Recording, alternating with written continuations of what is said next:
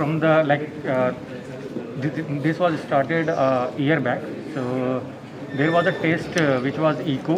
So basically, we went to one of the diagnosis center where our child was having cough and all those things.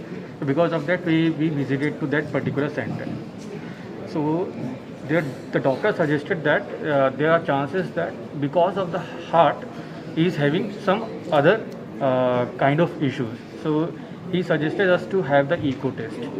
So after the echo was done, from there we came to know that the child is having a serious issue, and they told us that the child had a RCM, restrictive cardiomyopathy, and he suggested us to directly go to the Narayana hospital and no other way, because only the cure which is possible for such kind of issue is only be done in the Narayana hospital. So we came to the hospital, we talked to Dr. Shashiraj sir, and he told us all the possibilities, like what can be done pre-operation, post-operation, all those things he informed us and he told us.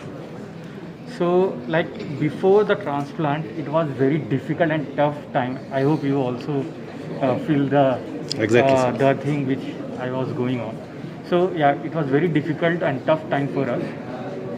So after the transplant was done, so the NH person, who are directly involved or indirectly involved, they handle all those things very, very easily, and they are humble all the time. Whatever doubt we had after the transplant as well, they told us bit and everything very clearly and properly. So after the after the 1 month or 2 months, when everything was went well, they told we asked them to please release us to go to home so that we can take care for the baby very well. So after the discharge, believe me, when we were at the hospital, we were not that much of you can say problem or all those things, because we have all the doctors sitting over there. But after the discharge, it was very difficult for us, me and my wife, only we were are there for baby to be taken care of.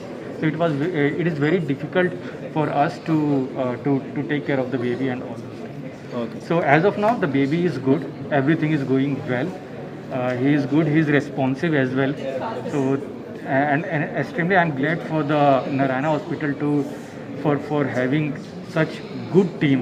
And because of that, as I have mentioned, that because of them only the child is. On a 1-year-old baby is a very difficult task.